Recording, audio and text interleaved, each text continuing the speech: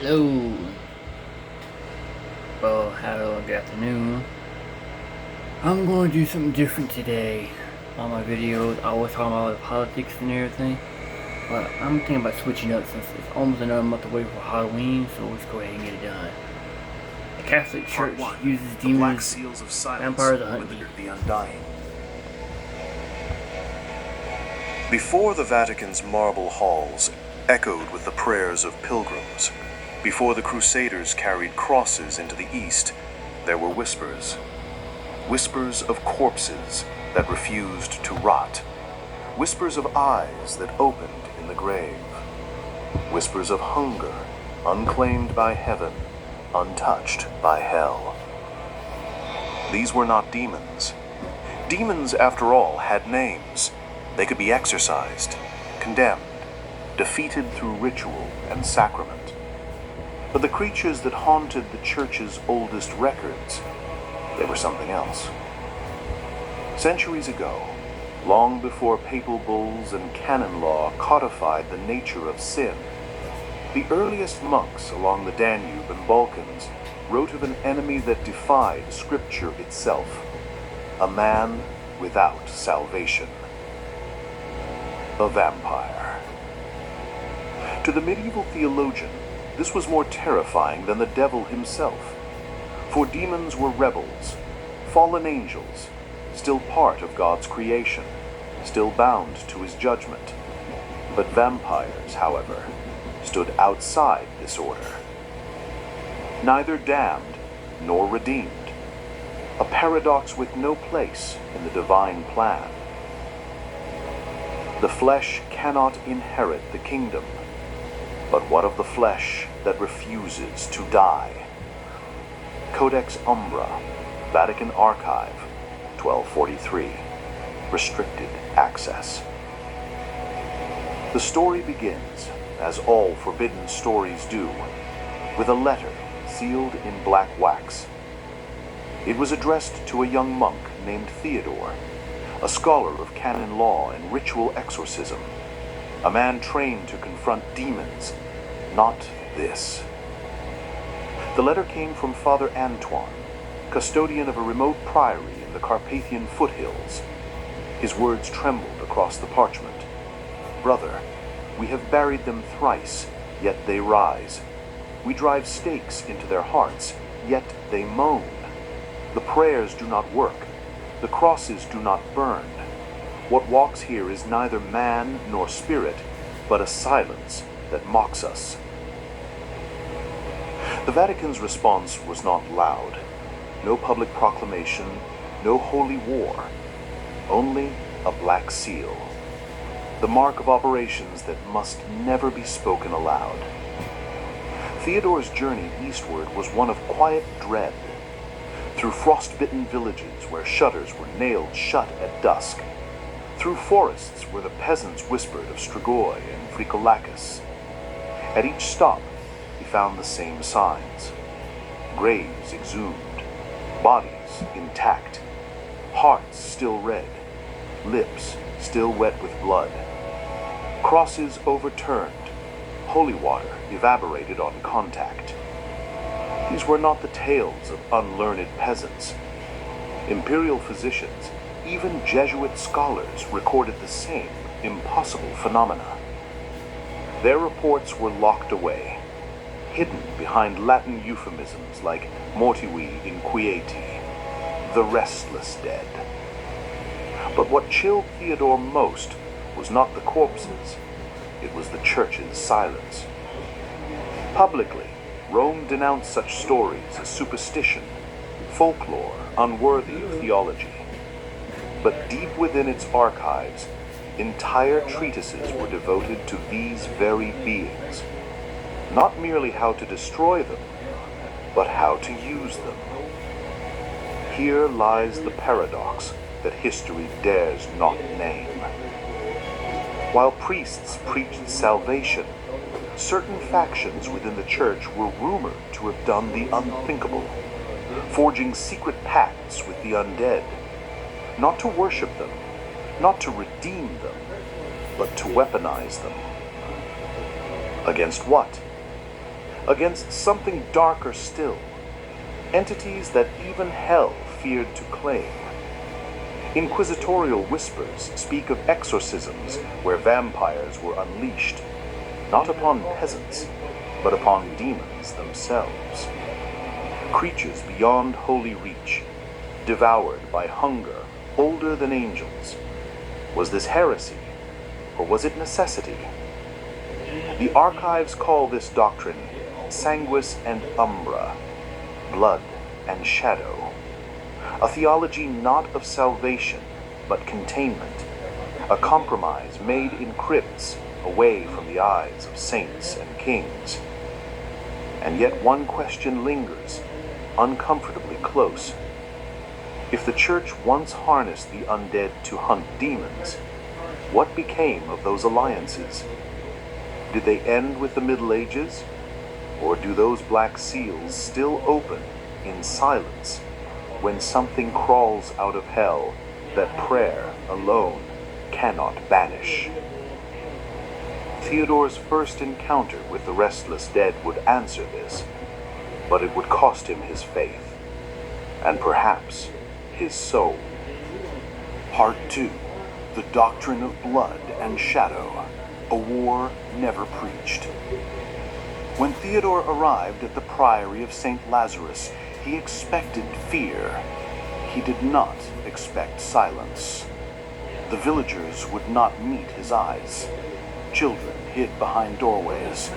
Even the bells of the chapel hung mute, unrung, as if sound itself feared to stir what slept beneath the soil. Father Antoine greeted him in whispers, not out of reverence, but exhaustion. By candlelight, he spoke of nights haunted by scratching, not at the doors, but beneath the floors, of graves that breathed, of livestock bled dry, though their throats bore no wounds, and then of the thing they dared not name, a corpse buried 40 days past, that had been seen walking at dusk, calling the names of its own kin. Theodore listened, not with the detached calm of a scholar, but with the quiet dread of a man who knows faith alone may not hold. That night, Antoine led him to the Priory's forbidden crypt. There, under vaults blackened with candle soot, they found it, the body, unspoiled, its skin taut and pale, its lips still red. The nails had grown, the hair had lengthened, the eyes were half open, glinting in the torchlight, as if aware. The villagers watched from the shadows, clutching rosaries carved from bone. When the stake was raised, no one spoke. No prayers, no blessings. Only the dull thud of wood against flesh. And then, a groan. Low, human, horrifyingly alive. Blood, fresh and warm, welled from the chest. The smell was not rot, it was iron. Theodore froze. Every teaching he had learned, every rite he had memorized, cracked in that moment. For this was no demon shrieking at holy water. This was something far worse. A man, denied death. After the fire was lit, Antoine handed Theodore a manuscript. Its cover was black, its title absent, its pages bound not with thread, but with sinew. Inside were words no priest should ever read, rituals not to banish vampires, but to bind them, command them. Shadow hunts shadow. Only the hunger of the restless may silence what hell has birthed. Fragmentum Sanguinis, circa 1312, Inquisition draft. The doctrine was simple and horrifying. Demons were chaos incarnate, immune to crosses, prayers, even exorcisms. But vampires? They hungered for chaos itself. And so the church, in certain dark centuries, turned predator against predator. The inquisitors who practiced this were called Umbra Custodes, the keepers of shadow. Their creed was never preached, their missions never recorded in papal annals, but in forgotten margins, their work is whispered. Chains of silver, stakes carved from hawthorn, blood sanctified not to cleanse, but to lure. One report, buried deep in Vatican archives, describes an exorcism in Prague, 1611. The entity within the girl would not yield to holy name nor relic. Its voice mocked scripture, defied flame. Only when the restrained revenant was released into the chamber did the demon depart in screams. Theologians debate the meaning of this account, even now. Did the vampire drive the demon out? Or did the demon simply flee from something darker still? Either way, the ritual worked, and so, quietly, the practice endured. But here is the question no one dares ask. What became of those vampires after the war was done? Were they destroyed, freed, or kept? Hidden in sanctified prisons beneath the Vatican, waiting for the next unholy war. Theodore did not yet know, but he would. For what waited in the next village would force him to choose doctrine or damnation. Part 3, The Vatican's Silent War, Predators' Investments. Theodore's next journey led him east, beyond the Priory, beyond the Alps, into lands where crucifixes were carved not for worship, but for warning. The Balkans, a place where the earth remembers every battle, where graves outnumber the living, where names are carved twice, once in stone and once in whispered fear. He traveled with a caravan of pilgrims, silent under gray skies. At each village they passed, the pattern repeated. Doors barred, windows shuttered, crosses etched into thresholds, not to welcome Christ, but to ward off something older. It was here that Theodore first heard the phrase, sanguis contra tenebra, blood against darkness. A doctrine so forbidden it was never written in any catechism. In hidden councils of the Inquisition, centuries prior, a grim realization had taken root. Demons, chaotic, formless, could not be fought by faith alone. But vampires, they had form. They had hunger. They could be bound. The Church, in its darkest hour, had recruited the very creatures it once condemned. Not openly, not with sacraments or blessing, but with blood. Imagine it. Night hunts led not by angels, but by monsters in service of the cross.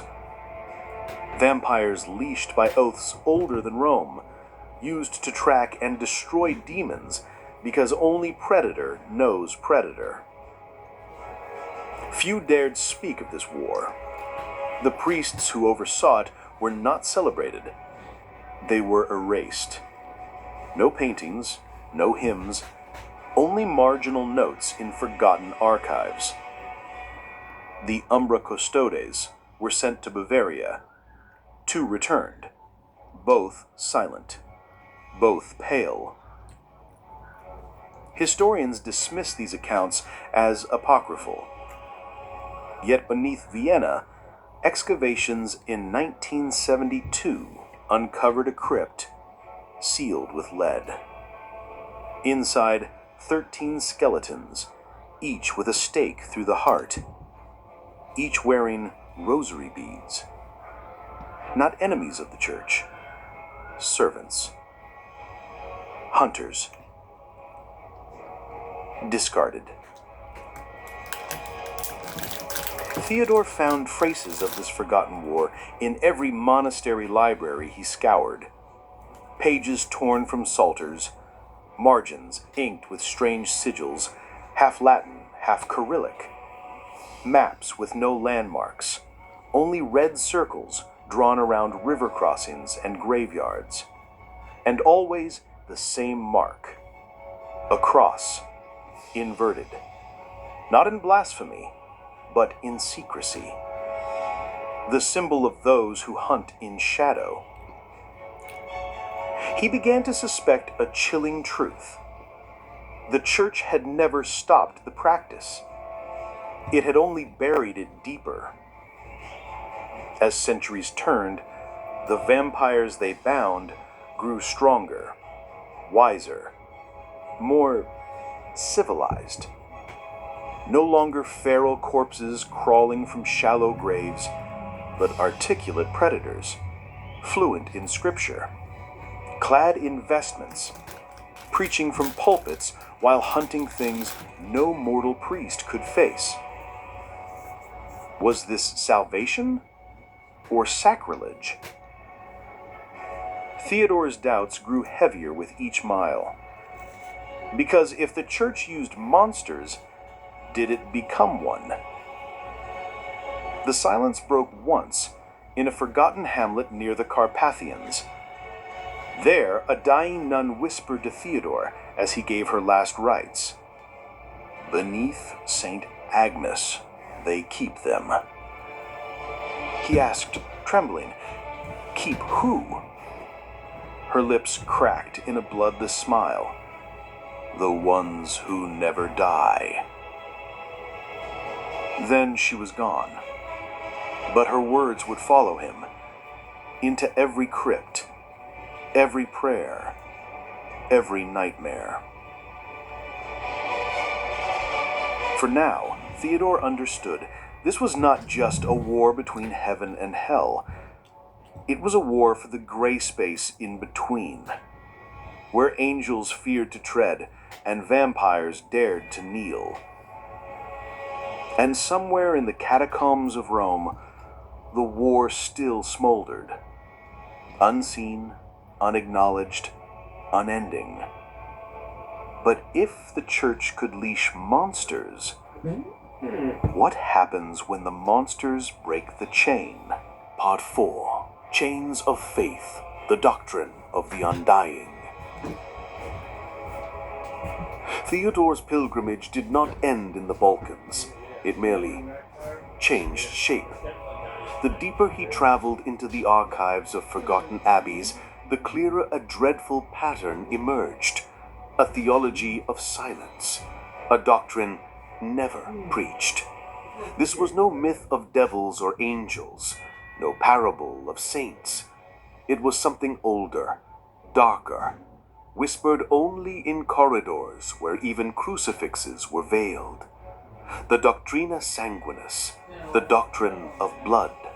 In the margins of forbidden manuscripts, Theodore discovered fragments. The dead who will not rest must not be condemned nor absolved. They must be utilized. It was a chilling proposition. To sanctify not life, but hunger. The church, faced with horrors that defied both heaven and hell, had forged a compromise. Vampires, revenants, oupir, striboi were not exorcised. They were conscripted, bound by relics, starved into obedience, unleashed against greater abominations. Imagine the paradox. A vampire kneeling in a chapel, a priest offering blood, not wine, in a chalice. The Mass inverted, yet solemn. Not worship, contract. This was the hidden arsenal of the Vatican.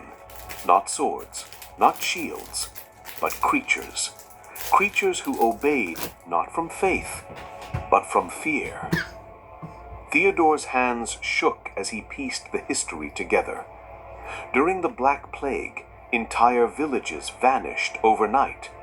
Records claim demons were purged, but the margins tell another story. Bound vampires led the purge, immune to disease, impervious to terror. During the 30 Years' War, a convent in Bohemia reported miraculous interventions.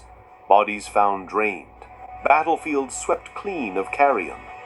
Historians called it legend, but the confessions hidden in Rome told otherwise. Sanctioned feeding. The church had allowed its hounds to feast so long as they hunted darker prey. But bargains with monsters never last. In one parchment, brittle, almost crumbling, Theodore read of a knight in Avignon, a vampire, unchained. It did not return to its coffin after the hunt.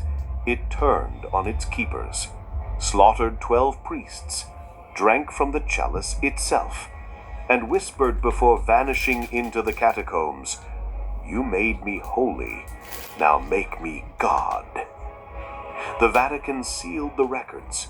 No sermons, no martyrdom, only silence. But silence, Theodore realized, is not absence. It is storage. The church did not destroy its monsters. It archived them, waiting. In hidden ossuaries beneath Rome, legend spoke of 13 vaults, each sealed with blood, each holding something that was neither alive nor dead. Were they weapons? Were they prisoners? Or both? Theodore could not unsee the truth. Faith had boundaries, and when faith failed, the church crossed them. This revelation shook him more than any vampire's gaze, because if the holiest institution on earth could sanctify the undead, what else had it sanctified? In the quiet of a candlelit chapel, Theodore prayed not for courage, but for clarity. He whispered to the darkness, "If I hunt them, am I righteous? If I use them, am I damned?" The silence answered, not with words, but with weight.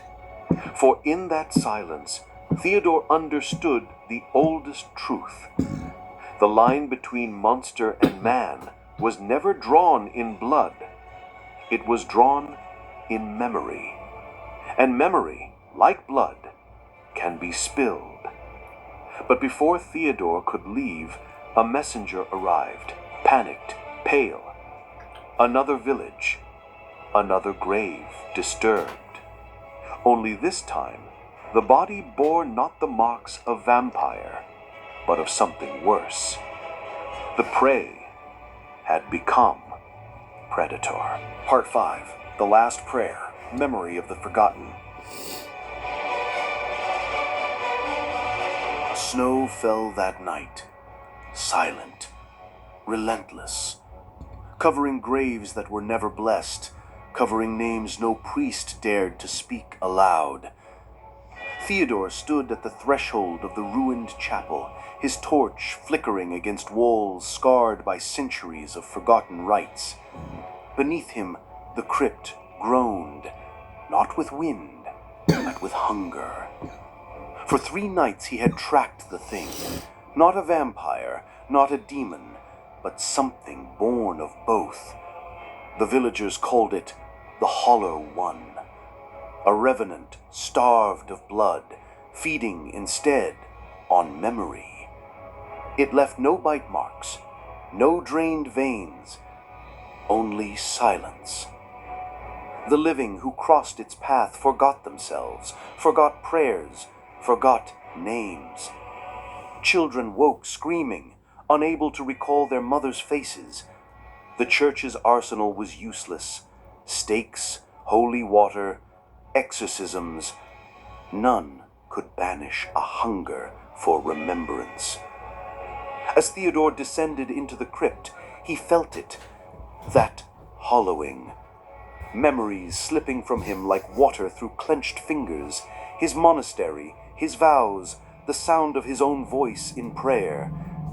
At the crypt's heart, it waited. Not monstrous, not grotesque, merely empty.